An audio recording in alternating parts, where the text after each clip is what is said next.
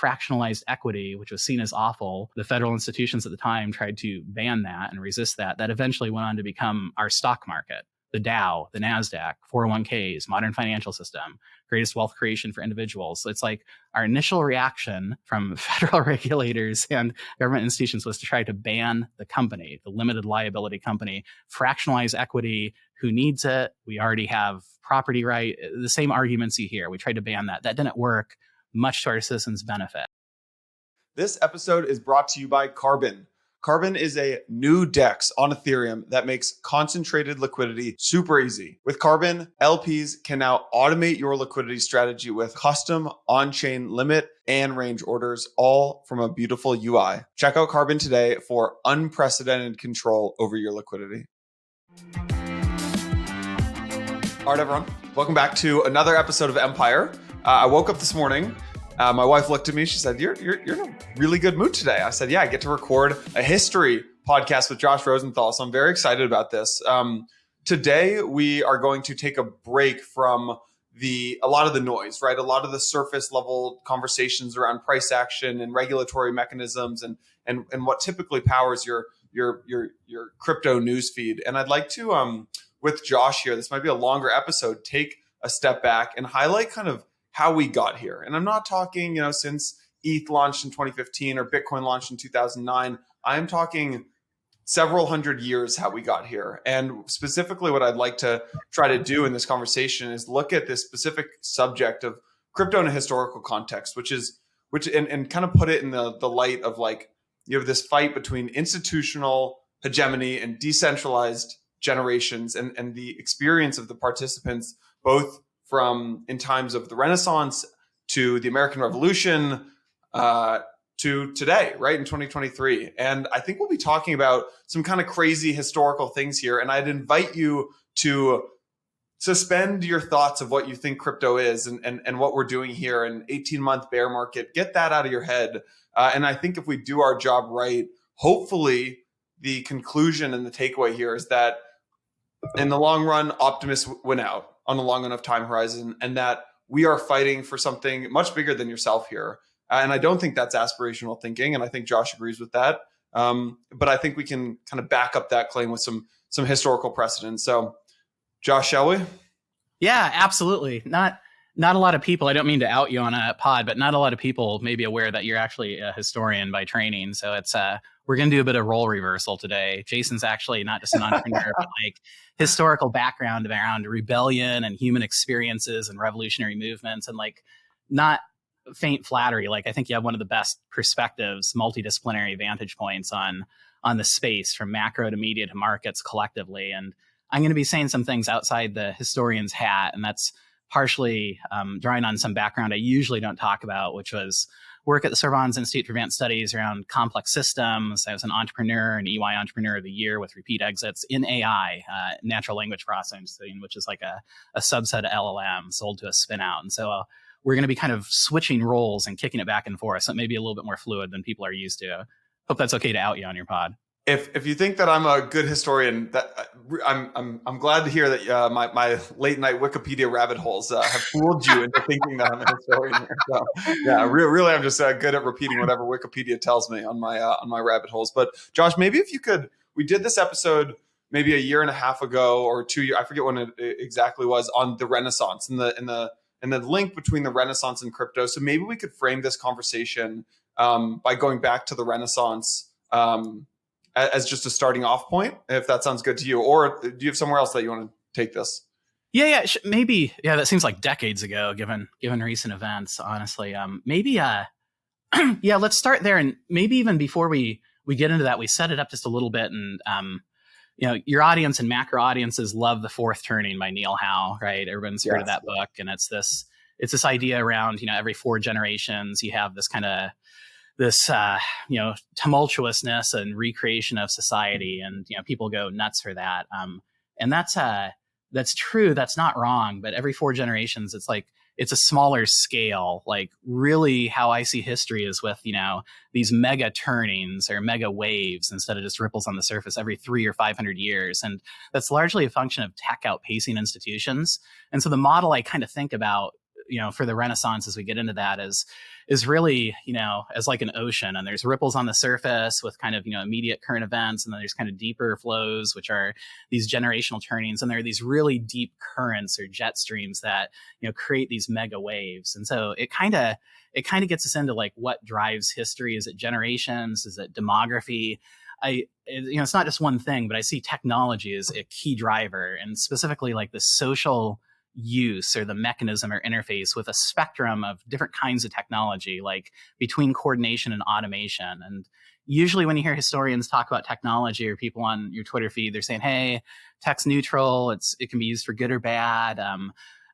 But that's not the way I think about it. Like, I think different types of technology have different drivers like embedded in them, and, values in the architecture and social impact. And there's kind of two ways to think about it in terms of the spectrum. There's decentralized technology with communities, generating, versus centralized technology with institutions compiling. And so there's history kind of moves back and forth like this pendulum on a grandfather clock, basically, or a metronome going back and forth. Maybe it's thesis and antithesis or synthesis, or maybe it ratchets in a direction, and it goes back and forth between centralization and decentralization, and like as it interfaces with a sociocultural mix. And so we're going to go through a lot of stuff, and from the Renaissance into today, not just crypto, but touch on some pieces of AI. That's why I mentioned some of my background with those technology companies.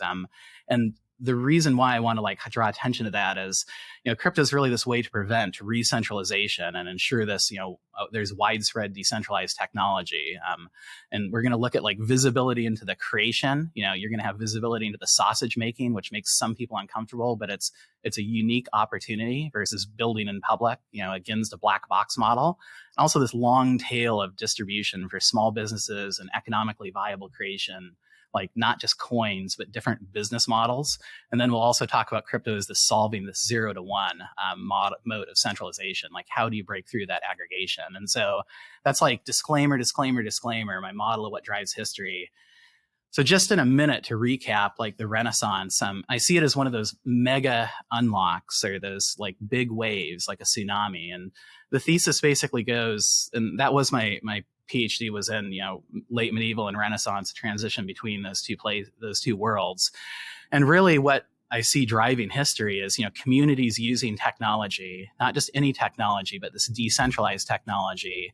And, there's a series of technologies that came in waves, double entry bookkeeping or ledger-based accounting with credit and debit. Was radical, and it unlocked finance from doing centralized reconciliation, and increased, a series of financial products. It meant that you didn't have to stay on a farm and be subservient to someone as, a common laborer. You could actually have access to capital through someone else besides an authoritative institution that wouldn't give you access to that, and set up your own shop. And historians talk about that as the birth of capitalism or proto-mercantilism.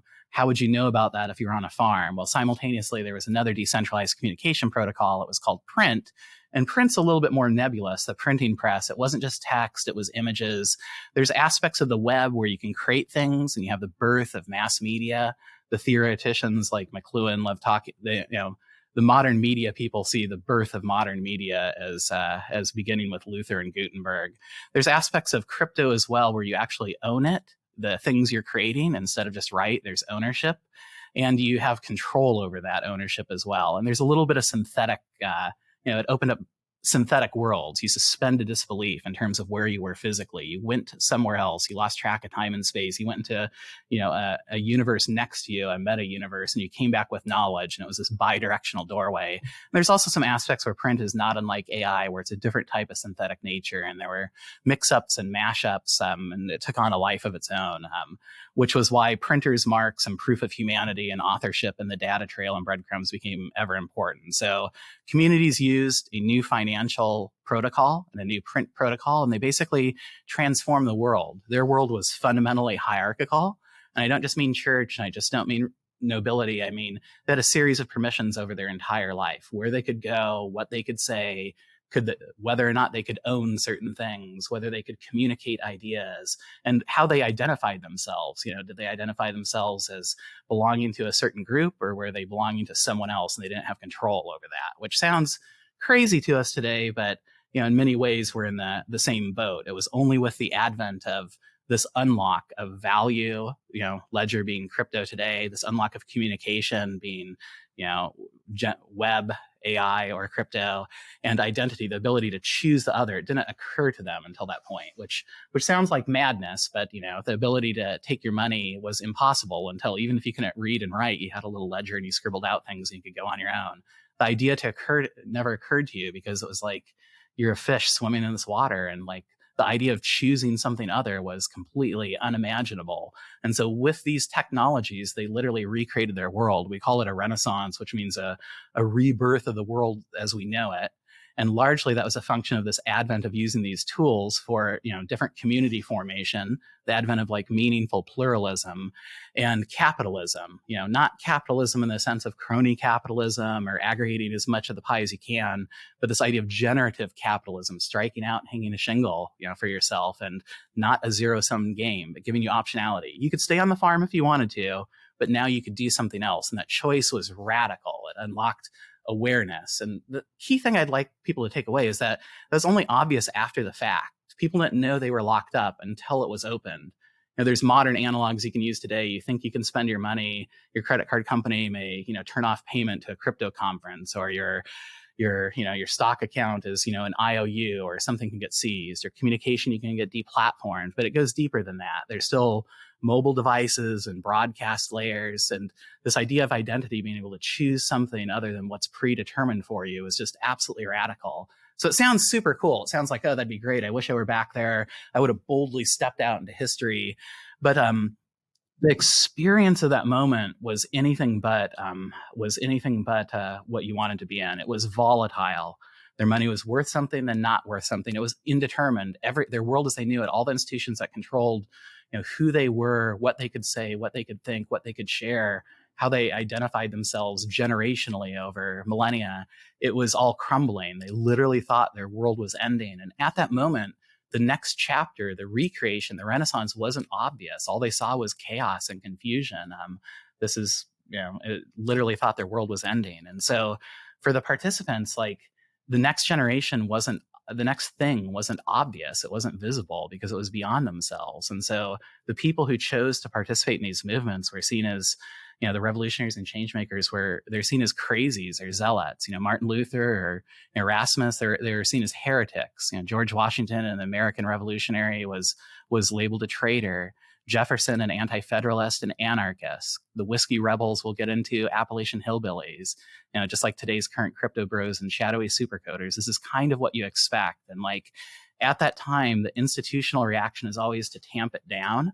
And the shift from medieval to Renaissance, they tried to KYC printing, and like it didn't work. The technology was generative. It had a life of its own. The harder they squeezed, the more it went through their fingers. It went to other geographies, and then they were faced with a choice. Do they cut themselves off from that, or do they engage in it? And as their enemies and adversaries engaged in it, they had no choice but to do that as well, and thereby legitimize it. That's kind of how it tends to work out historically. And it's just worth noting that the initial reaction is always to clamp down on it. And it always seems like that's going to win in that historical moment because the aggregated institutions have a structural advantage. And so that's the Renaissance theory of crypto in a nutshell. All right. That was a doozy, Josh. So I want to contextualize that for a second, but also say that if anyone wants to really double click on the Renaissance crypto connection, we recorded an hour and a half podcast on that they should go listen to. The TLDR of the Renaissance is 99.9% of people lived in this permissioned world, but you don't realize that you live in a permissioned world until your world becomes permissionless and until the world unlocks. And there were these two great unlocks of really the Renaissance. It was the printing press and double entry bookkeeping. And those two things basically unwound the hierarchy of society. So if anyone wants to go deeper into that, I'd recommend this podcast. We'll link it in the show notes. But now I want to move on to the next big topic, which is the American extension of the Renaissance. And it kind of ties in with this thesis that, yeah, every 80 years you have the fourth turning, et cetera, but it's really every like 300 to 400 or 500 years, you have technology that outpaces society and kind of breaks institutions. And the next big time that happened was the 1700s. You have the French Revolution, the American Revolution, you have the Haitian Revolution. You have all these revolutions going on, and they're all tied together. But maybe we can focus on these, like, let's just talk about these global rebellions in general that start happening in the kind of starting in the 17th century, but really moving into the end of the 18th century. Why don't you take us there? Yeah. So you can really think of, if history is ticking and talking, after the Renaissance, there's a reaggregation or recumulation of power, basically. That's where you get into the rise of the nation state and, where your identity was again forced on you as being a member of this specific geography and state you were again born into. And so as that again unwinds, in this kind of pendulum going back and forth. And, part of it, when we say American Revolution, we're all saying, hey, this is actually, it's a global phenomenon. It's not just, American centric in the sense it's a continuation of the Renaissance. Once you have unlocked, your identity to choose what you want to do, your vocation, not to have to be a farmer or a smith, you can choose. And particularly the idea of creating capital for yourself as an entrepreneur and that sense of being a small business owner for yourself and others. And there's a whole background where previously, the meaningful stuff was holy and that was being locked away in a monastery. And now you could be out in the world benefiting yourself and your neighbor using these new financial tools, these new communication protocols, exercising self-determination, having a vocation, doing it through print, choosing your identity. That's very tough to take away from people once that's out. So out of the box. So as you have power reaggregating and reaccumulating, like even very early on, there was a series of attempts to fight this reaggregation, starting, through the Renaissance. And these revolutions take, different forms. So when we say US was part of Americans view it as, being a U.S. revolution, but it was part of a global phenomenon. And even the American Revolution was global in nature. And so you have different revolutions in different forms. Sometimes they're bottom up, sometimes they're geographic, sometimes they're within the system. A lot of that depends on your point of view. The Europeans will say the American Revolution wasn't actually a revolution in the sense of the French Revolution. It wasn't class within the estates. It was a British Civil War where the secessionists, meaning the colonies, actually won. So the point of the story is there's different ways of thinking about that. But the idea is that the Renaissance is this global revolution, and after you have this breakup of these institutions and hierarchies, there's this pursuit of unlocked ideas, value and communication, identity. And immediately after that, you have different, flights pursuing religious liberty, starting straight out of the Renaissance with, New France and Acadia and Brazil. A lot of these are the losers in history that you tend not to hear so much about. So there's diaspora with, the French Huguenots into New France and Acadia, little known settlements where they're pursuing religious liberty and civil rights, from as early as the 16th century into Brazil with Nicolas Durand, and these small islands where the Imperial French and Portuguese are crushing them. The Huguenots are fighting with indigenous peoples, Tupinamba people and Tamayo people. And like this culminates in a series of what we call the wars of religion, throughout the 16th century. And that's kind of bad press. It wasn't just about religion. It was really, religion was their identity, and their ability as being part of that group they identified with to pursue their own economic vocation was forbidden to them, as well as talking about matter, through communication. So it was a series of on again, off again physical wars, 8 of them. And it ultimately culminated in, the end of the 16th century, beginning of the 17th century with this Edict of Nantes, which was the first very fully realized federated federal checks and balances political infrastructure, which was a blueprint for a lot of what happened in the American Revolution. And it guaranteed religious liberty and civil liberty, aside from flight, but internally for those people: property and finance, vocation and jobs, ability to print and communicate freely, worship freely. It legitimized their identity as a dissenting group and had checks and balances for overreach. And that blueprint was a lot of those people.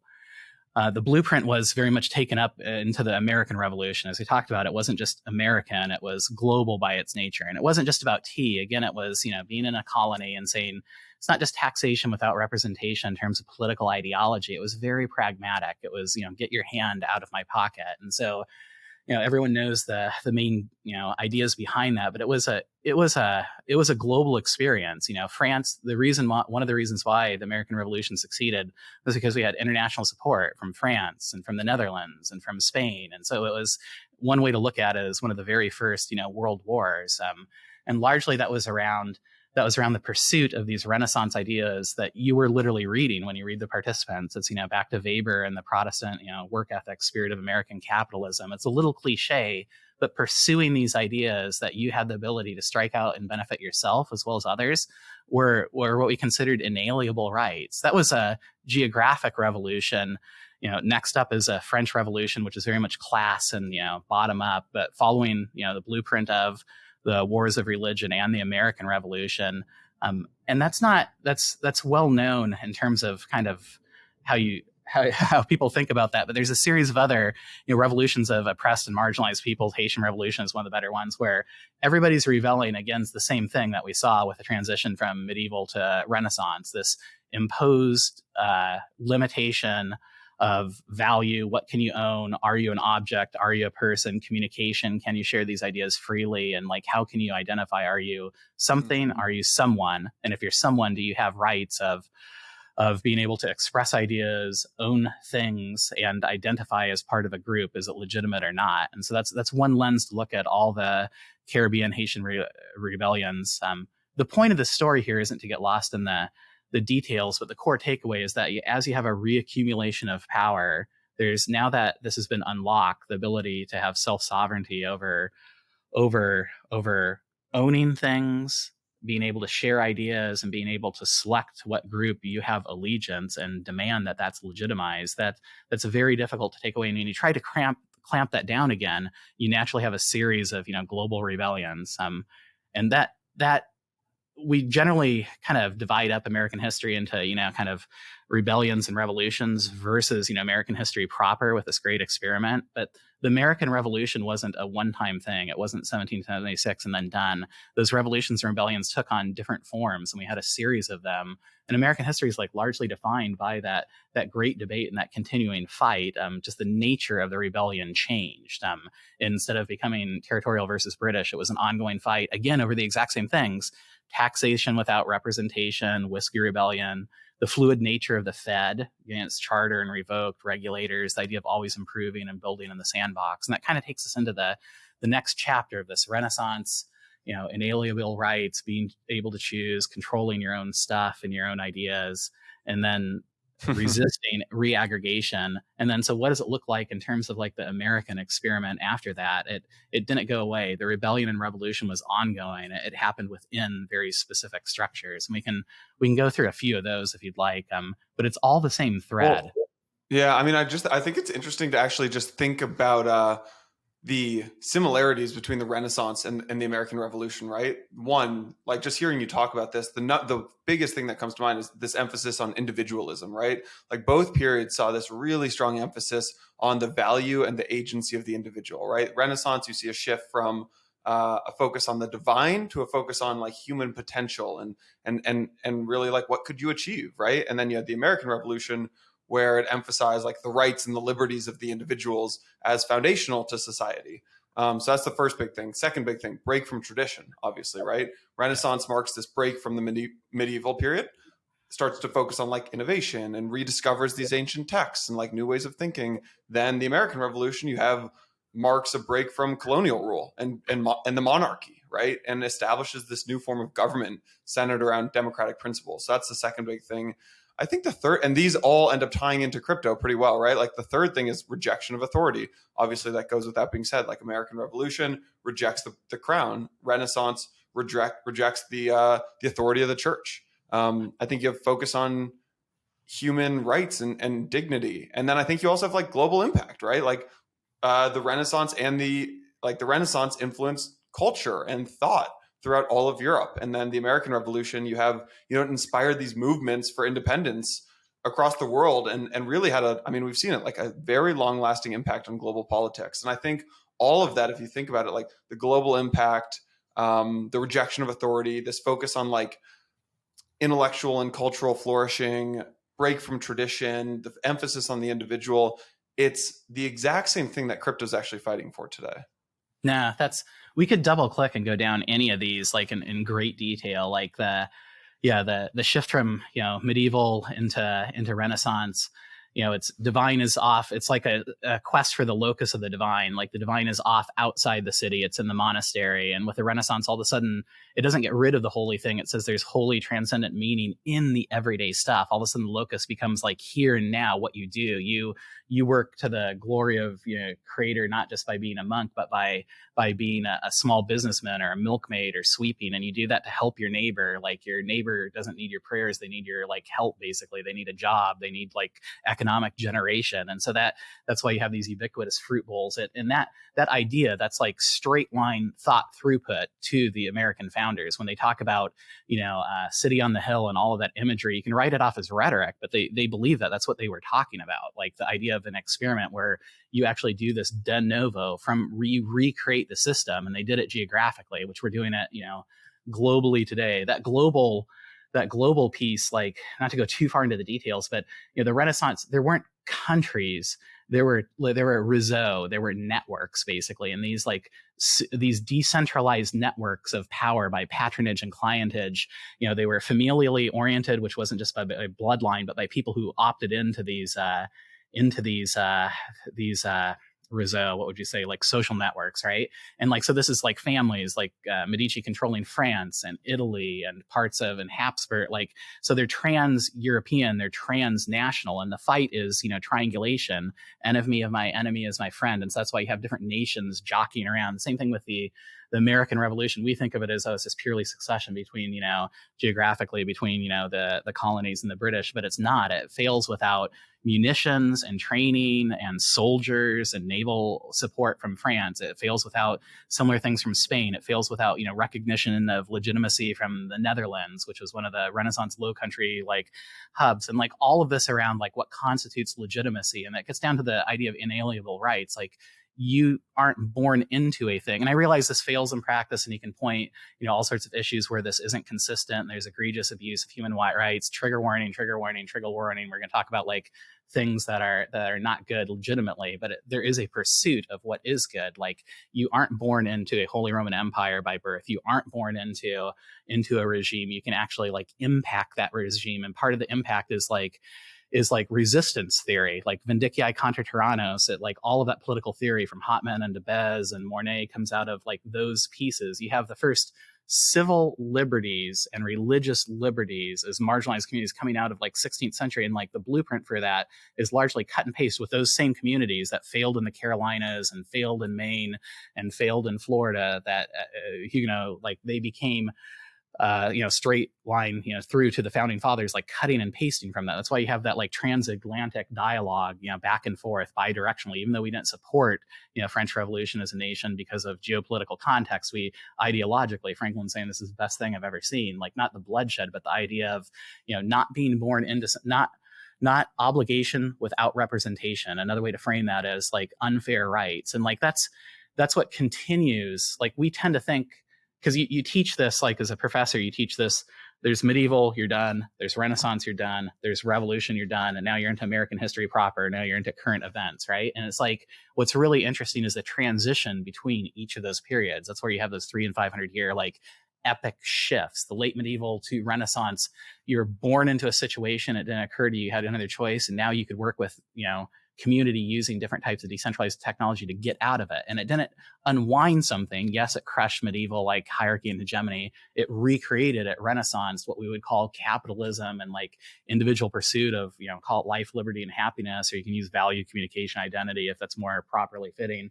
Same thing yet again, working with the American Revolution. It's all part of the same story at those great transitions. And then the next chapter we say, okay, we're done with revolution. Now we get into American history proper. It's like, well, those revolutions and rebellions keep going. They're not minor footnotes. If you really drill into them, like Shays Rebellion, Whiskey Rebellion, like all these pieces, which we can go into, like they determine Shays Rebellion is we're trying to pay off revolutionary debt. It's straight line applicability next chapter in the Revolutionary War. And it's pushed onto people on the frontiers, the people who are hanging out there on shingles as, American entrepreneurs and business people. Those are farmers, we would call them. Like they're no longer medieval serfs. They're actually taking risk onto themselves. And they're tasked by the federal government, Madison and company, saying, you have to pay off our debt, like disproportionately placed on them, unfair. That creates absolute rebellion. Like that actually accelerated, some historians would say caused like the assembly around articles to revamp it. In other words, it's how we get Washington as president out of that Shays Rebellion. And it was Springfield, Massachusetts, exact same place, exact same issues as the American Revolution. Or the next chapter, which is like one of my personal favorites, not just because I'm based in Kentucky with bourbon, but like the Whiskey Rebellion is like a great example. It's not just taxation without representation for ideological reasons, because it personally impacts you. It restricts your pursuit of your economic viability for yourself and your neighbor. Like Whiskey Rebellion, like they're out in Appalachia. It's a bunch of hillbillies and what have you is usually the popular caricature of it. But you're a farmer. You're now responsible for your own economic viability for the first time. Like farming is inherently volatile. Some years you get a bunch of stuff. Some years nothing grows. How do you arbitrage that? You arbitrage by borrowing money, by overplanting.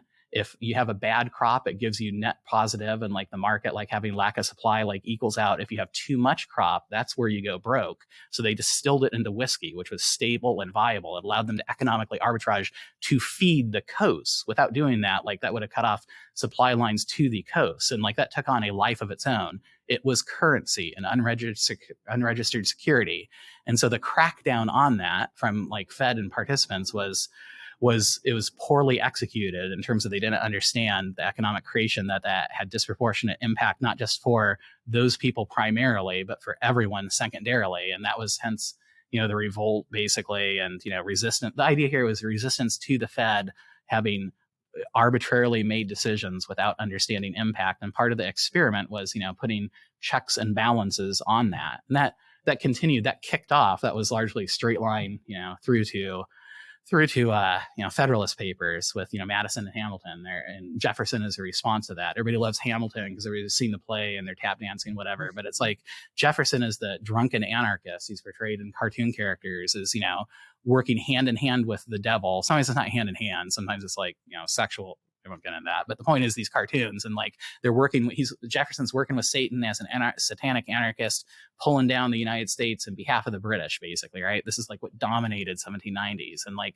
the point of the story is there's an ongoing debate about the nature of the Fed. And when it oversteps its bounds, there's different types of resistance in theory, some internal, some external, some through the court, some through rule of law, like through a variety of ways. That's like what characterized our history, not just at the revolution, but like throughout all the way up until now, is like literally a continuity of that. Like it was the formation of like what we call, there's a reason why we say it's like the great experiment. Like people didn't expect democracy to last. Like the European prototypes we saw like in France and with those international, like Edict of Nantes was revoked with the rise of the state. It didn't last. Democracy did not work. So the question wasn't, could the United States set up a democratic environment, a Republican environment? The question was, could it last? Because you would be building out in the open. You were granting your own citizens visibility into the sausage making.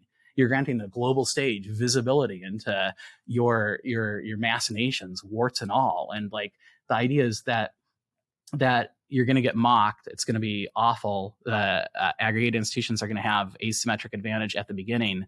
But the bet is that by doing this in public and building in public with participant citizens, you're using these types of decentralized technology as undergirding all of this, which provides financial substrata for entrepreneurship and the pursuit of the experiment. The bet is you're going to lose the first round, but like you're going to come back as it goes along, and it's worth doing that and worth making that. It's like, what's that Marvel movie where they kind of get beat up and then Tony Stark's like, hey, we did a bad job in the beginning, like I grant you that, but like that's the bet you're making basically. Let's face it, concentrated liquidity is hard. And that's why I'm super excited to partner with Carbon for Empire. Carbon is a new DEX on Ethereum that makes concentrated liquidity easy. With Carbon, LPs can now automate your liquidity strategy with custom on-chain limit orders and range orders. Want to buy a token when it dips and sell it when it spikes? With Carbon, you can now set a strategy that buys in on one price range and sells in a higher range on repeat, using a single source of automated rotating liquidity. Strategies can be created for any standard ERC20 token. I recently checked out the Carbon beta that just dropped. Pretty blown away by the liquidity strategies that Carbon enables on chain. It has these rich trading features that you'd expect from a centralized exchange, except Carbon is fully on chain, decentralized, and non-custodial. Just connect your wallet. It's carbondefi.xyz. That's carbondefi.xyz. Choose a trading pair, set your buy and sell ranges and amounts, hit create, and you're done. Carbon automatically moves your liquidity into your selected ranges as the market moves. Last but not least, I'm excited to announce that Carbon is running a ROI trading competition until July 11th. Here's how to play. Super easy. 2 steps. 1, click the Carbon link in the show notes. 2, create a new Carbon trading strategy. And voila, you are now eligible to win USDC rewards based on the performance of your strategies. LPs, it is time to take back control of your liquidity with Carbon. Check out the link and get started today. Now, let's get back to Empire.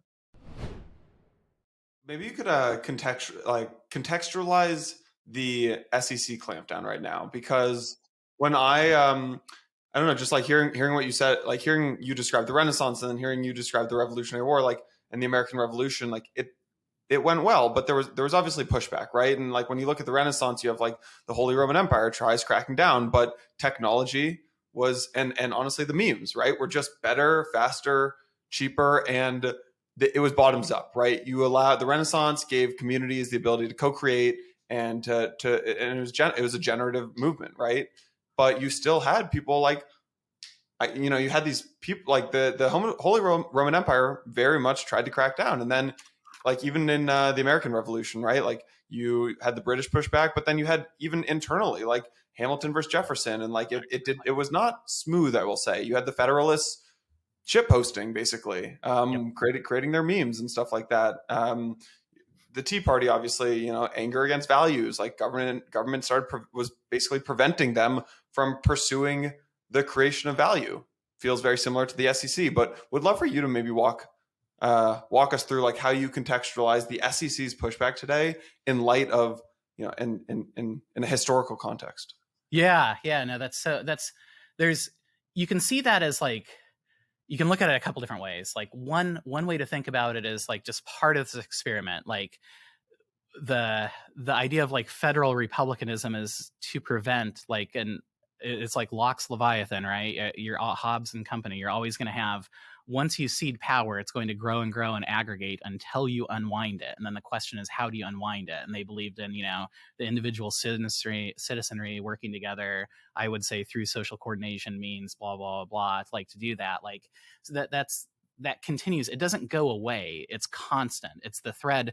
There's this epic fight. If you're into crypto, you're like part of this much larger story. And there's this ticking and talking constantly between aggregation and decentralization. Like aggregation, like the institutions use different types of technologies like surveillance, control, the whole, any 101 like survey of hegemony, and like if like trying to figure out like how you control like the mind, the Overton window of what you think is possible, not just technically, but in terms of like what you have availed to you, or like you have opportunity to have with your personal life, liberty, and happiness. Like, is privacy a right? It used to be. Now it's not. Like controlling that is the game that's been played like since day number one. And so like that debate going back and forth is like controlling the inevitable like accretion of cruft like over government institution, like, and that takes a number of different forms. It takes like unfair implementation without representation is like the classic one. That takes overstepping bounds in terms of like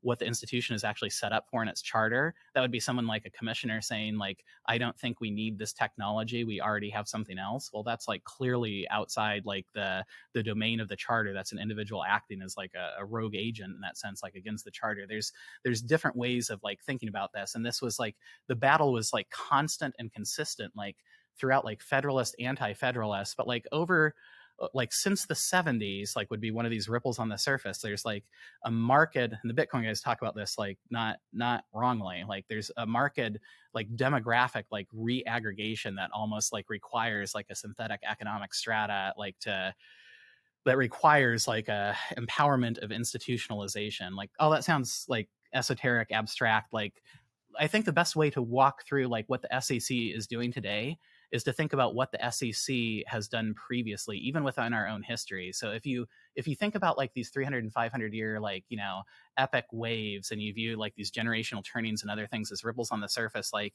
even within our own lifetime for some of us and within a recent memory, like we've had like this is what we do. The institutions try to not only exceed charter but also unforcefully and unfairly like implement. And part of that is game theory. If you're in office, it behooves you to like seize as much power as you possibly can. You file a bunch of court cases. They're not going to be resolved till you're out of office. Like you win, it's egg on somebody else's face when it doesn't work out. Nobody remembers that except for the historians. But like the bet you're making is that like that's not going to play out long term, and like part of that's just like a function of like our short-term memory. We're all surprised that the SEC is doing this.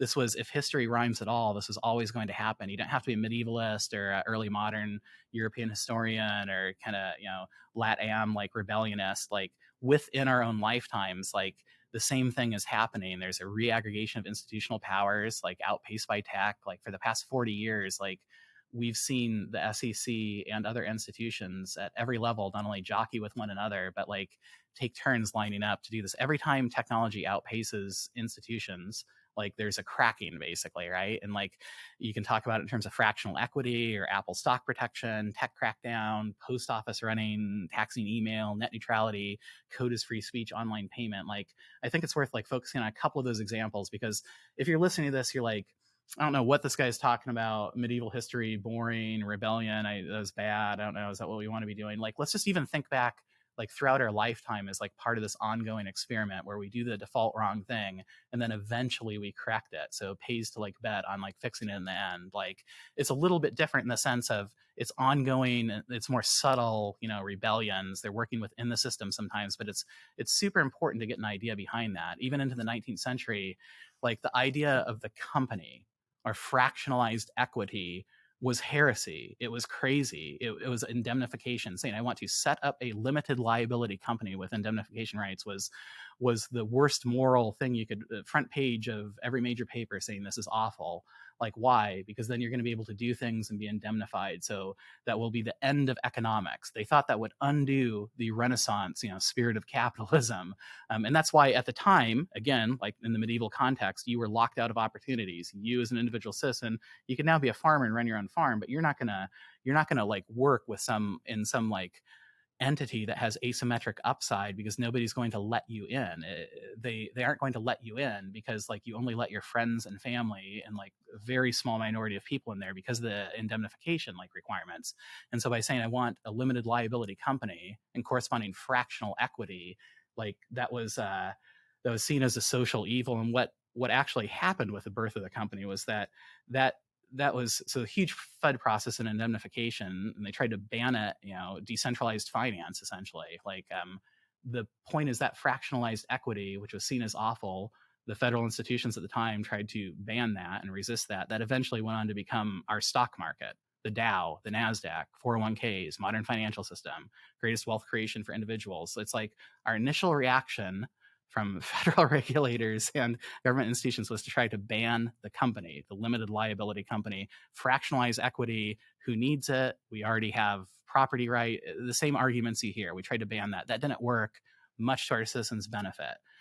And then when that didn't work, then the feds, SEC, even at the state level, they tried to decide who could buy what under the guise of protecting the consumer. One of the best examples that like springs to mind, and you can go out and find it, there's great like images of it, is when Apple went IPO. There's a great Wall Street Journal like headline: Apple computer set to go public today, Massachusetts bars sale of stock as risky. The state of Massachusetts and government authorities, on behalf of protecting the consumer, protected the consumers from purchasing stock within the NASDAQ after it was already okay to have fractionalized equity. They said that's okay as a general principle, but this one here, we think this token or this fractionalized equity is different than all the other ones for these reasons, and we as regulators are going to like make that decision. In retrospect, if you put in $1,000 into Apple at the time, it'd be worth $1 million and a half today, depending upon price. Like that was obviously the wrong thing to do, but that's what we do. We ban the class and then we ban assets therein.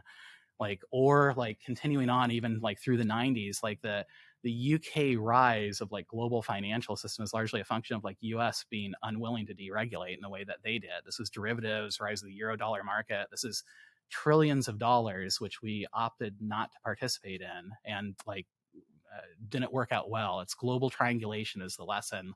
If you don't participate in this, someone else globally will. Like we lost a battle like that where, you know, the UK successfully succeeded. So the crypto playbook they're following right now is what worked really well for them in the 90s. That's all finance stuff. And that might be like a little bit outside. If you're not into crypto or finance and you're listening to this, like the more tactical or practical example of this is the post office. It's like one of my favorites. Nobody believes this, but like if you're into it, there's like academic lit, but there's also popular stuff like book Neither Rain Nor Snow by Devin Leonard. And like the point of the story is like the post office tried to deliver email. This is like a quintessential example of technology outpacing institutions. And like, so the USPS, you know, set up an e-com service, you know, back, they launched it January 4th, 82.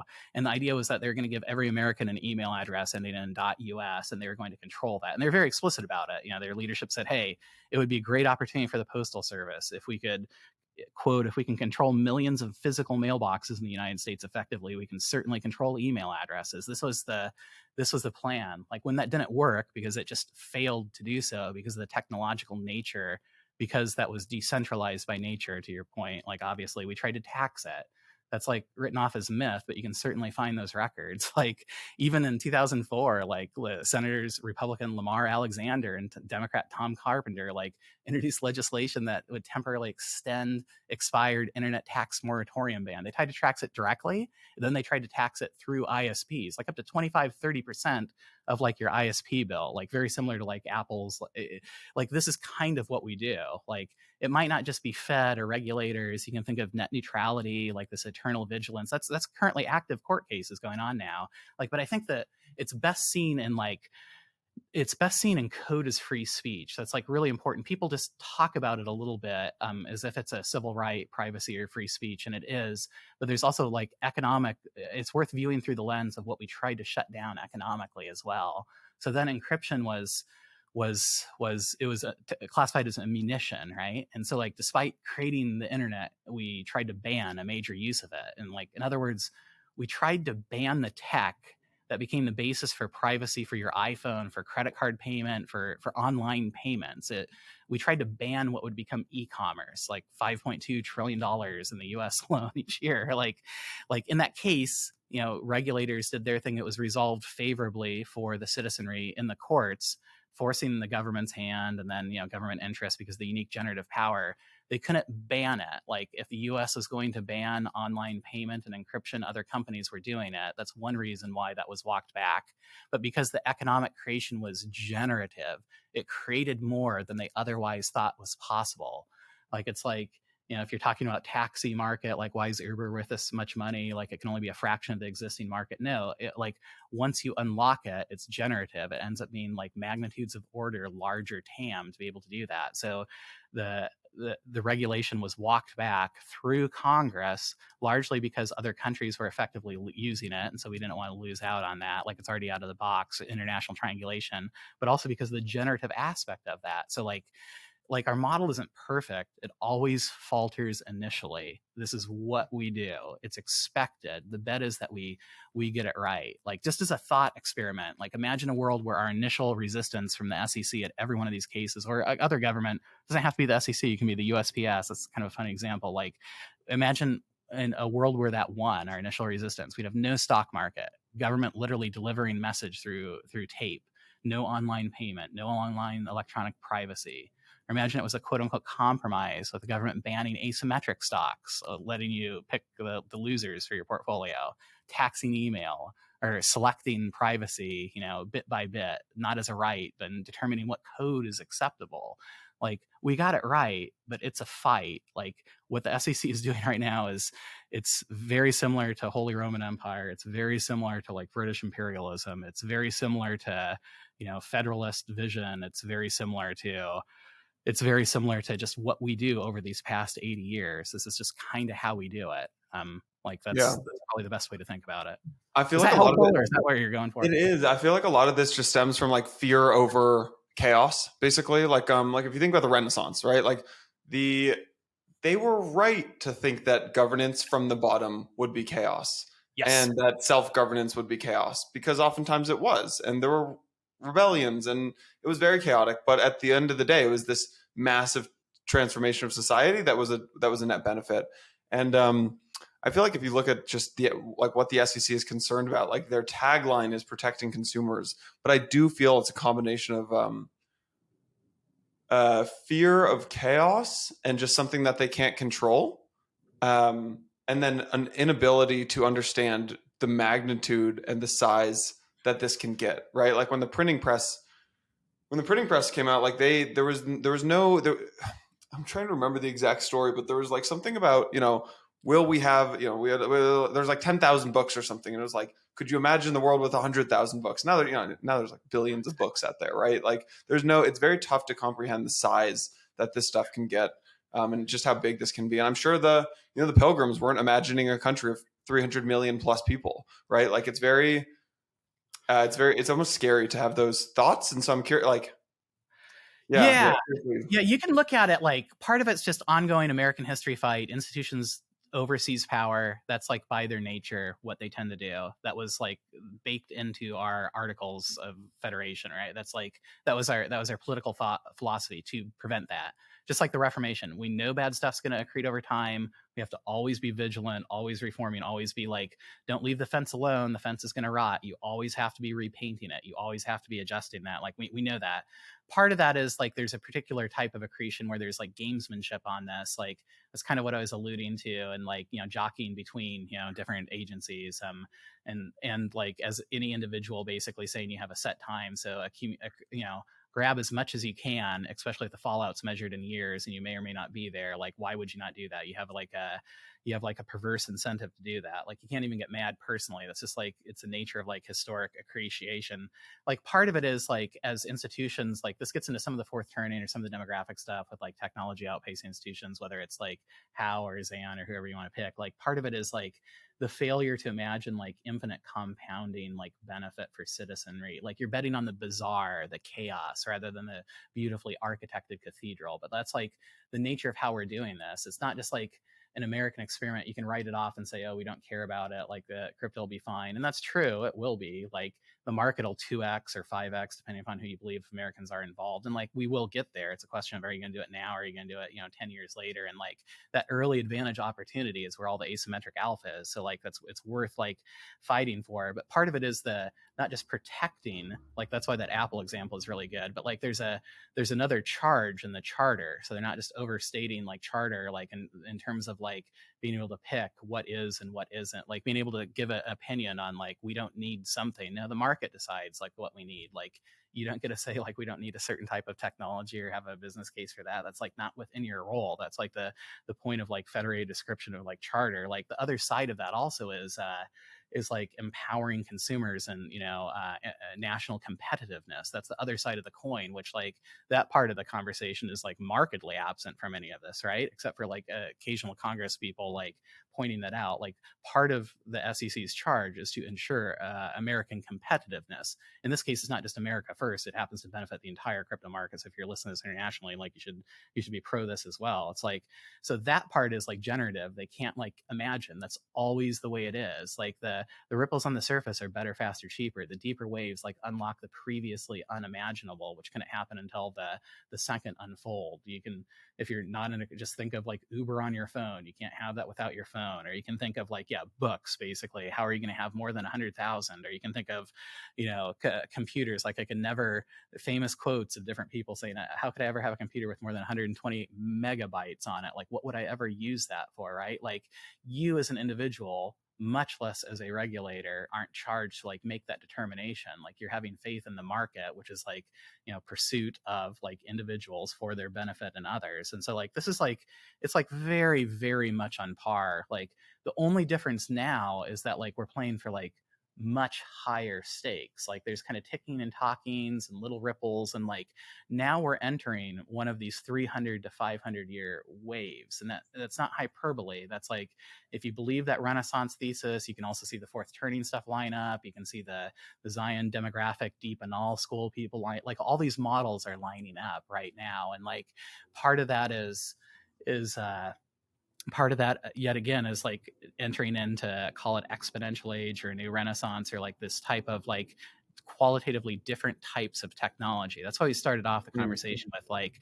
technology driving history and different types of technology working in different ways. Like, and so like we're entering into, not just like a a geriatric or gerontocracy based, kind of stale institutional structure. We're entering into like AI, quantum, whatever you want to call it, but particularly crypto, like, is different in that we're building this in the open. And so just like the American experiment was different than all the others because everybody had visibility into the sausage making, so too in crypto we're doing that. And that's like a very different playbook.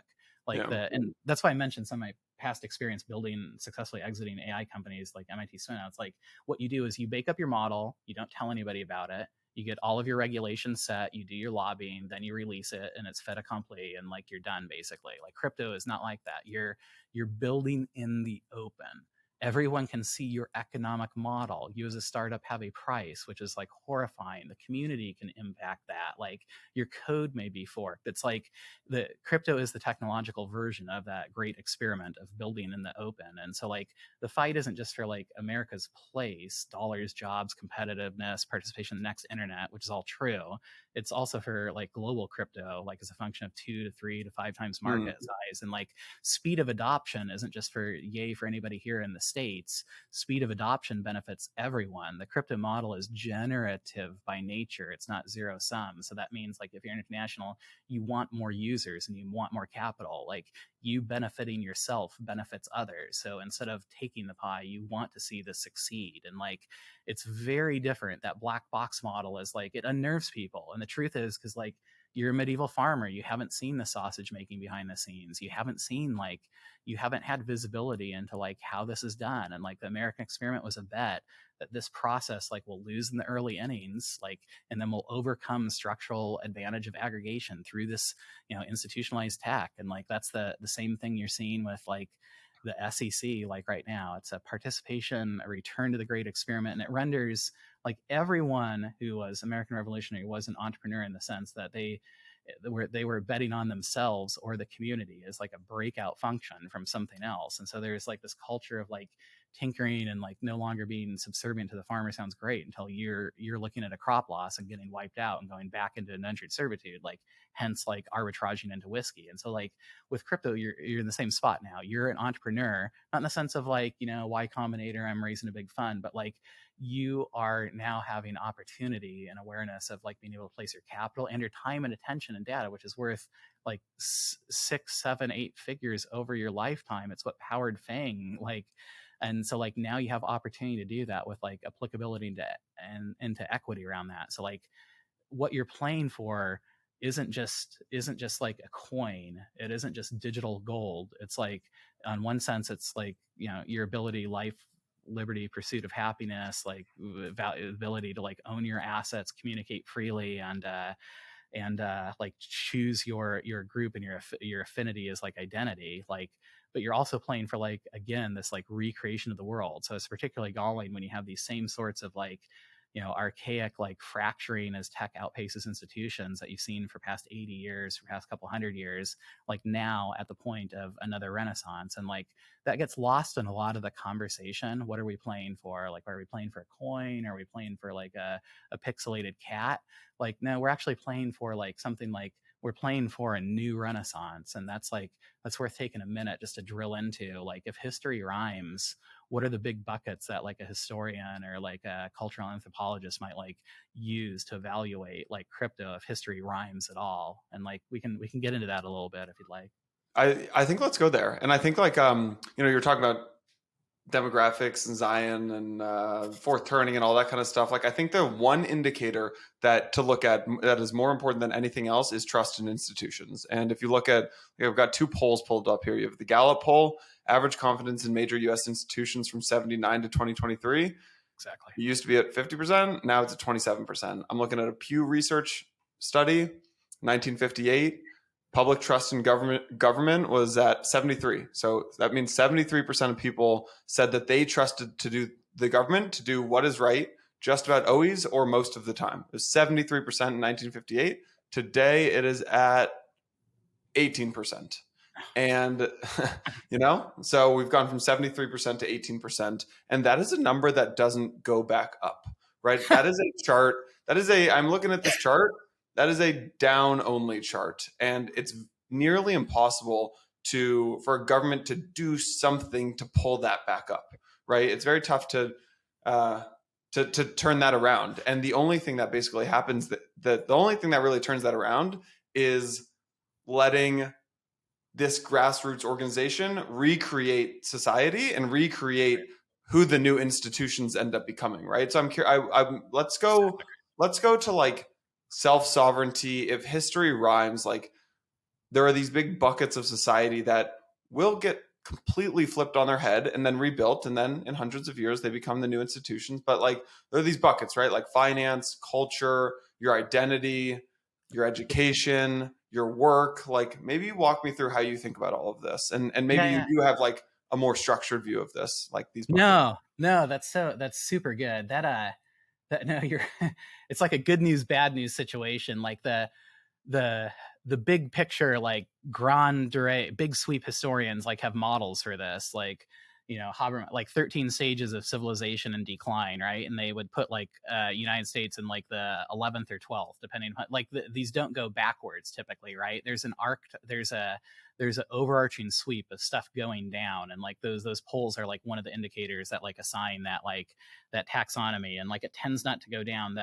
The experiment, like, so that's bad news, right? Like what you're betting on is you're betting on a continual recreation. You're betting on a semper affirmationis, like you're betting on an always repainting the fence. Basically, you're betting that communities will use this decentralized technology, building in the open, to recreate themselves, to literally overcome the innovator's dilemma. Like if it works, it will fail. It doesn't work immediately. It will fail at first, and then they'll get it right, like over time. But it's worth painting a picture. Like the revolution, the people at the time, they couldn't picture what the world would be like, if it actually succeeded in this world. And it doesn't mean it's getting worse. It means like this is the bet you're making. And like in the big sweep, maybe it ratchets back and forth towards decentralization over time, but definitely ticks and talks backwards. And like the picture that like you can imagine, even with like these little even with these little kind of shadows, types and shadows you already see right now, you could picture, like I generally talk about it in terms of like 5 buckets: finance and culture and work and education, and like this idea of like meta and IRL, and like a thread throughout with governance. And so like I'll just take a minute on it, but just to like lay out big picture, like what could possibly happen, like if it rhymes, if it matches medieval to Renaissance, if it matches like revolutionary as extension, if like the 80 years are undone and we're like at this epic turning point. Like finance is like, everybody in crypto talks about it, it's obvious, but it's underappreciated. Like it's massive benefit for the unbanked, it's displacement of payday loans, it's global access to stocks, which people don't think about, synthetic or what have you. It's access to like early stage companies, like previously through accredited or VC. And like most importantly, it's like being able to invest with the assets that you create, like not just your money, but your time and attention. Like that is the data that is harvested by Fang, like a medieval lord. That's like what powered the rise of NASDAQ. And you got nothing except a free subscription or maybe subsidized subscription. Like you having access to that is like unbelievable. In terms of like theory, it might not be universal basic income, but like equity of those things, which has like particular salience like in an AI dominated world. So like finance, like very much redistributing, leveling, giving asymmetric opportunity, like out of the stuff you do, like turning you from product into participant. Like that's culture is like a little bit trickier in terms of identity. Like you pick signs and symbols, like you can talk about like NFTs and memes, like, but property rights are a function of that culture. You don't have culture without property rights. And that's property rights not just for synthetic things, but things on chain, like real world items as well. And so that's in some ways rectifying the original sin. You can think of the internet as a false fork we went down, where we weren't able to persist state. And so we outsourced state to companies that persisted that for us because the protocols weren't rich enough. And so that HTTPS couldn't do it. And so it ended up being Google and Apple persisting. That's why you log in with that throws off data, which powers those economies. And you get 0% of fractional equity out of that. And so like the ability to rectify that is like very significant, like for the rails of value capture, which like transforms work as another bucket. Like when crypto people say work, they say, oh, we're going to have DAOs. It's not just that. The idea of a formation of capital is like radically different. Like, so previously, like as a founder, we never took venture. We always bootstrapped it, but we took some angel and like we do invest and blah, blah, blah. But like usually like venture capital, like very well maybe like have conflicting expectations and incentives with like founders. The founder may want to found something that doesn't have like, if you run a small $100 million fund and you're making 10 bets, one of those has to hit $1 billion for you to have a meaningful IRR after like after not only illiquidity but like liquid. You have to have $1 billion bet to make up for all your other strikeouts basically, and you're better off in terms of IRR for like closing those other ones down that are only going to be doubles or triples. Like our last company we built from scratch and sold for over 100 million, like that would have been a massive venture failure, like because like we wouldn't have returned their fund and we would have been better off as like, you know, loss against that. And so like you have this inherent tension. Like when I teach the class on this stuff, like we kind of go through that, and like now you don't need to do that. You can actually get capital. Like usually on shows, people are talking about like venture funded things, and that's great. That's like a meaningful opportunity and go for it. But there's a whole long tail of distributed like ideas, concepts, businesses, which might only return 1 million or 10 million or 100 million. And that's like meaningful. That doesn't fit into that venture model. And like, you know, crowdfunding, you're not able to do that without like a fractional equity of ownership, without a crypto underrailing. And so like, that's significant. Like the greatest amount of like value created like within these past 80 years is like arguably through open source software, which people did for free, but pro bono. Like you maintained your GitHub library just because. Like imagine keeping a piece of that, not just paying you to do that, but imagine if you were paid to do that instead of working a meaningless office job as a drone, like what you could have created if you were good at that. Like that's fantastic. Like a recapturing of that like data is like power. Like your time and attention is like, it isn't just like, depending upon whose estimate you believe, you throw off like 7 maybe 8 figures of like data doing that. Like being able to like opt in for product development with ownership, even in like, say, pick a trading platform, and there's a few of these out there which are built on crypto rails where the algorithms are outperforming like alpha, like based on like opt-in contributing your data, and like you get equity as part of that. Like that's transformational just for playing around in simulation, not spending a penny. Like the core idea of like being able to start with a price as a startup from day one, where people have visibility into your code and can fork it, community. Imagine if you could cut and paste Google's code base. Like it's a very different game, which is scary and chaotic and you know kind of bizarre over cathedral. And so, but it's like unprecedented opportunity for capital formation, like especially resolving moats. Like aggregated institutions like you know defend themselves with bureaucracy. It's a feature of the system, not a bug. And that means like from an entrepreneurship perspective, a moat. Basically, how do you overcome a moat, an impenetrable wall, like done by capital, regulation, physical infrastructure? You do that through a decentralized technology which has economics. Like one of the most interesting examples of that is like into DePIN, decentralized physical infrastructure networks, like where you're taking on telco, where they run billions of dollars of OpEx by negotiating with cities to put up towers versus individuals doing that with backfill. And so they're turning cost centers, what they used to pay for a physical location for rent, into revenue generation for them, and like unlocking the ability to do ancillary businesses and pricier areas that they wouldn't have been able to do, or to pay for their rent or their mortgage by doing that, and like following their own interests. Like that capital formation, like we aren't even at the second unfold yet. We can't imagine what that will be like, but like with that visibility into that sausage making, expect it to be volatile. Like education is a third bucket, and that's like closest to my heart, and it might even be the biggest unlock. Like you have education, you have, it's like the most medieval contract. It's like the medieval institution that never went away. It's like the university is like a medieval function. Basically you go, it's geographically proxied, you have to have the right credentials to get in, and like you basically study, and then somebody determines, like you're doing a PhD, it's 2 or 3 people going to decide, like, did you get it, did you not get it, like no recourse, blah blah blah. Like it doesn't, you're relying on an institution to literally put their stamp on a piece of paper to give you like accreditation. Like that's, you need to show the diploma, right? Like imagine not just like like the future where it's peer to peer, not just like a POAP, but proof of experience, proof of expertise. Imagine it weighted in a rating, but not quadratic voting, but quadratic recommendation. The people that have the highest repositories on an individually owned GitHub have an algorithm. Like the recommendation of someone who knows what they're doing means more. and you can hire that way on chain instead of going through, like, that changes all of that. And if that's too esoteric, just imagine no student debt, like new perpetual swap products, like with like intelligence and information and expertise. Like that's like a very fundamental unlock, like not just in the States, but like globally in terms of doing that de-identified. And like the fifth bucket's a little esoteric. It's this meta IRL stuff. And like, if you basically are running a small business, and we do some of this, like we just personally, because we're into it, like the building I'm doing this from it's a old bourbon bar that was going to get knocked down from mini storage in a parking lot, right? And like we ran a little DPIN unit to do a historical transformation, now used as a community center, and then work with like coffee shops and restaurants. And like they have a list of cost centers in the Web 2.0 world. Some of it's like rent and mortgage, some of it's subscription, some of it's like payment on a credit card, some of it's like, yeah, they're paying 10K to a specific music licensing service to be able to license to run that at their bar. Like you don't think about that for Spotify, but they do that. You can make a list of every one of those cost centers.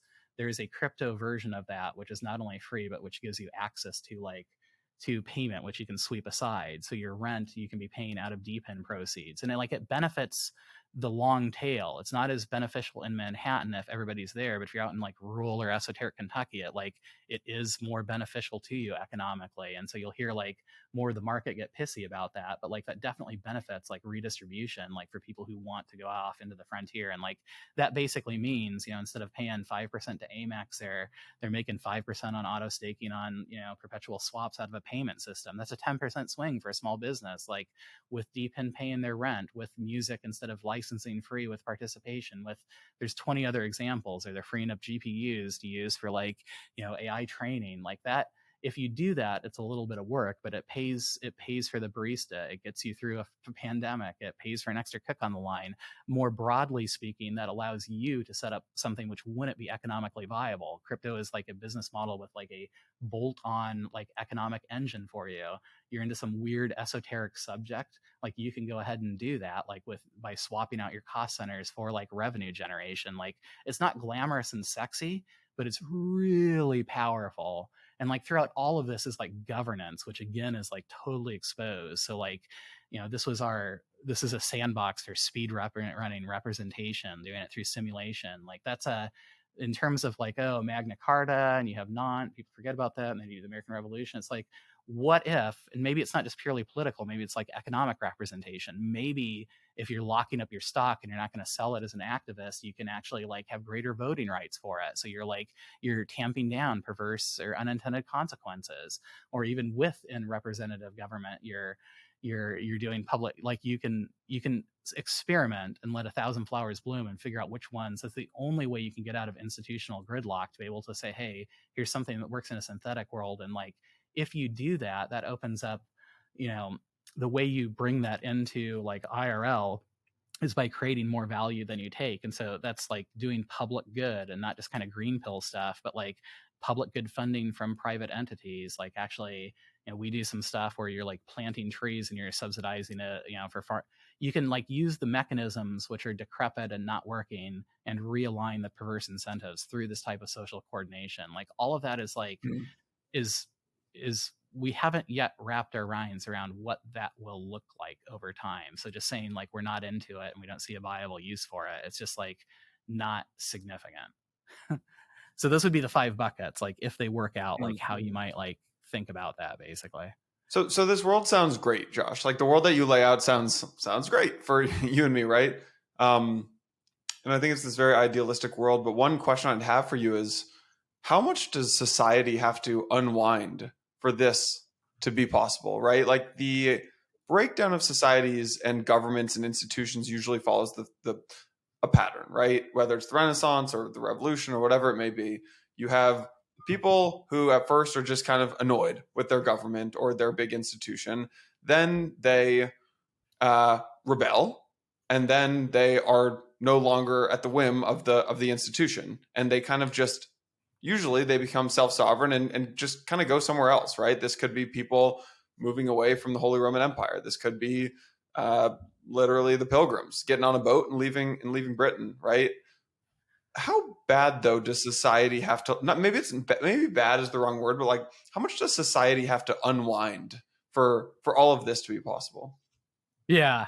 No, that's like 1,000% like the right question. And there's a wide range of historical precedent on that. Like, there's sometimes it doesn't unwind. Sometimes there's gentle renaissances and there's cataclysmic renaissances, and like some of that is a function of like what you're particularly talking about, what type of thing, what institution.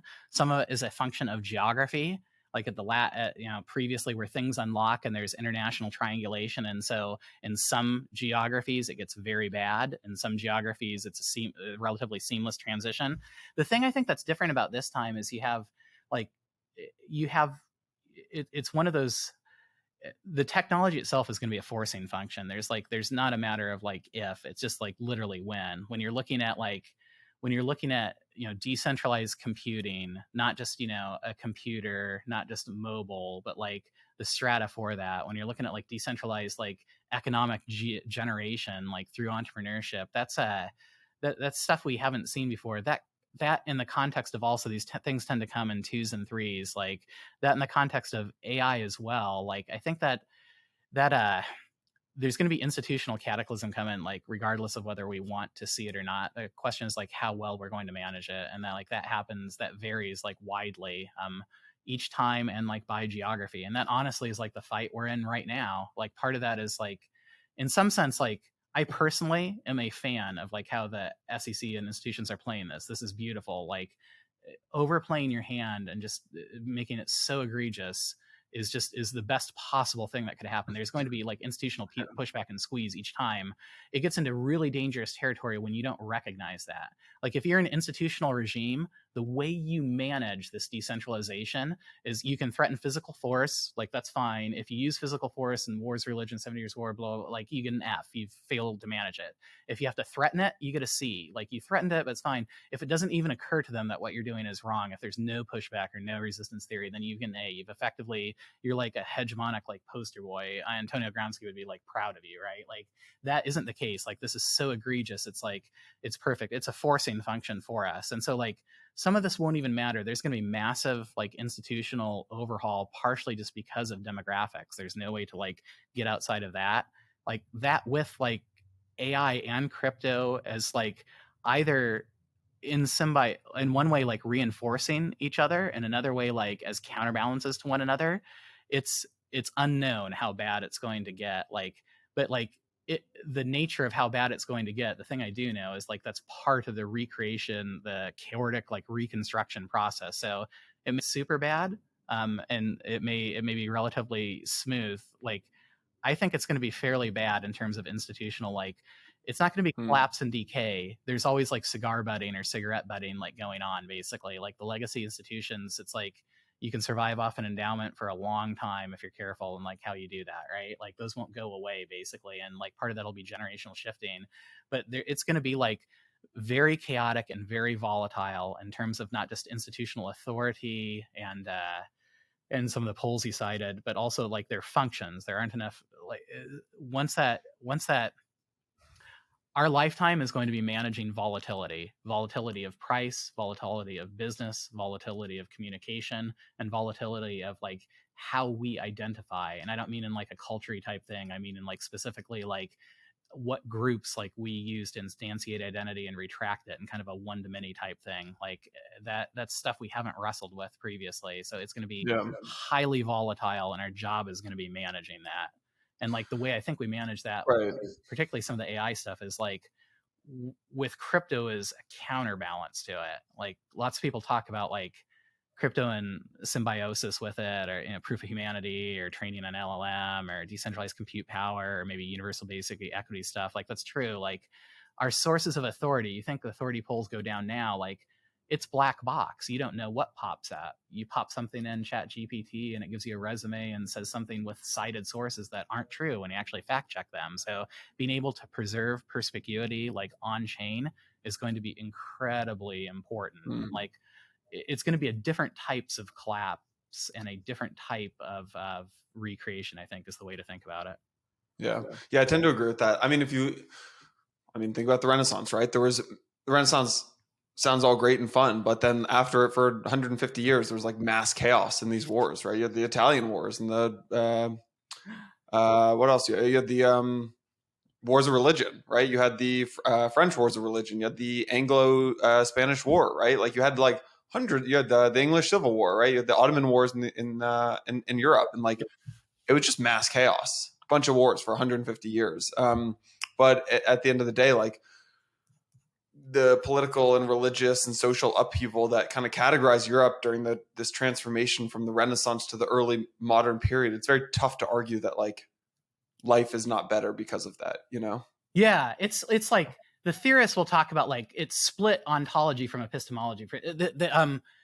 The wars were always going on. You just weren't privy to them. Like there was always like there's always like physical martial campaigns. Like you just didn't know about them. And so like after the fact, they were skirmishes. They were inter-party, like, you know, tribal, like familial, like there's like roving mercenaries that are displayed. There's more carnage pre-Renaissance than there is post-Renaissance. It just gets a bad PR rap. Why is the question? Like, because you actually know about it now. You actually have visibility into it. And like now you have choice. And so it's going to resolve that way. Like some people say, well, it was the same, you know, different tribes and networks, and they just swapped labels basically and carried out the same, you know, kind of feuds and skirmishes that went on. Like other people say, no, they really believed in the thing that they were like advocating for. And like it, which like I personally take that view from some of the archival work. Like you see society being like in an XY, like conservative, social, this tribe, this group, that group type of thing. And you see that split down the middle with a reformation and a Z axis, like poli-sci, like cleavage with like different groups reforming around that. There's like a very good archival argument to make about that. Like, what does that mean? It's like, you're going to hear there may or may not be more chaos. It's definitely going to feel that way because you're going to have visibility into that. And to your like very excellent point, like that's never fun. Like it doesn't feel good because you don't know what that next world that's recreated looks like. You're in this no man's land. You're in the dip. You can't see what it's going to look like. Like it may not work. The whole thing may collapse. That's totally true. Like I have very good reason, if history rhymes with own, like based on like decade in the archives, reading manuscripts, looking at this, like around, it looks very, smells very, seems very similar to me. Like not a teleology that's determined, so there's like open agency, but like definitely rhyming and following these contours. And like if that rhymes, like it's going the way I know it's going to be. If it fails, it's going to fail with a whimper. And if it succeeds, it's going to succeed with like crazy volatility where the PR around the volatility like outstrips the actuality around that. And like that's what's happening now. Like if you see this, like here's your takeaway. Like if you see this, don't be scared. It's supposed to be crazy. Like you're seeing the sausage making. It's the American Revolution on display for like the global community theater taking shots at it. It's like calling one another like traitors and Satan's spawn. Like that's what we do, right? It also renders you as an entrepreneur. And so like you haven't done this if you haven't been a founder, you haven't been in charge of your own destiny before in like a meaningful way. Like you're now out on the frontier is like running your own shop or farmer. You have to put on your startup hard hat. Like the volatility doesn't mean it's ending in a whimper. Counterintuitively, that's a really good sign. Like that conflict tends to be a leading indicator, historically speaking, that it's like significant in terms of transformation. And the really good news is you're aware of it. Most people weren't aware of it at the moment. They didn't know what was going on. Their world was falling apart. They're right to be fretting on it. They're 1,000% right. You have some analogs. You have some previous iterations where you can see this. And like, thanks to this episode, like this whole thing may be cracked, but hopefully like suspended disbelief and said, what if that's right? If that were right, that's what it would look like. Like if the whole world's going insane, like maybe you're the mad one, like it's the opposite of that. Like if this were to like work out very, very positively, it would look like this, specifically because the nature is like a bet on decentralized technology, communities using it within this particular form of government where it's all on display. That means they're going to lose the early innings. That means they're going to get hammered. Like I'm actually very optimistic, like immediate like response of SEC and what have you. It's great how they're playing their hand. That's going far, far better than I would have anticipated. Like I will say, like you can expect a fight. It's like naive to think it's just going to be smooth adoption. Like we cited all those examples, not only over long arc of history, but over the past 80 years that we should be aware of, like where we do the wrong thing initially. Like lots of people got into crypto because they didn't want to deal with politics, and like nothing is more understandable for me. But like crypto doesn't mean that you get out of a fight. It means that it's like epic, like, like once in a millennium opportunity. It means crypto doesn't mean you don't have to fight. It means it's actually like a fight worth having. And like those opportunities are rare. So expect to fight, expect to be branded as like a zealot, a heretic, a traitor, anarchist, drunkard, crypto bro, shadowy supercoder. This is right on cue. I get worried if it goes away and it's not an issue. Like that's when I start to get significantly worried. Josh, this was amazing. Anything else that is like very top of mind for you in terms of looking at the market, looking at just crypto? We're 15 years, 14 years into this Bitcoin thing, 8 years into decentralized protocols and these apps being built on open smart contracts. Like anything else that we haven't talked about? No, I think that the key is you have visibility into the creation of this, and it's unique in crypto. And so like you're making a bet on that building in the open, and that feels uncomfortable. And like you have two ways to beat a market. Like you can, bet against the market, which is tough to do, or you can get in big on something early. And if you say reworking finance and work and education and the structure of governance, like that's worth like strongly considering. Like it but you have to like weigh the cost. It's not going to be easy. Like the only thing I'm like really thinking about is how to get into Santi's bank. So Yeah, I mean, we've seen this before, Josh. We have failing institutions at the same time that we have technology that's outpacing society. And that is a recipe for disaster. But it's also a recipe for entrepreneurs and optimists to take advantage of it. And yeah, it's a good time. yeah, don't shrink from the fight. Like this is not it's nothing we didn't expect. It like means it's significant from a historical arc. Like don't run from the fight. Like now it's worth fighting for. Like step in the ring. Yeah, exactly. Josh, appreciate it as always. I would recommend folks, if you want to double click on the Renaissance connection, we will put a link in the show notes to the first episode that Josh and I did, going deep on the Renaissance, what it was, what it meant, and how it is relatable to crypto. So, Josh, as always, my friend, thank you for your time. Thanks so much. I appreciate it as always.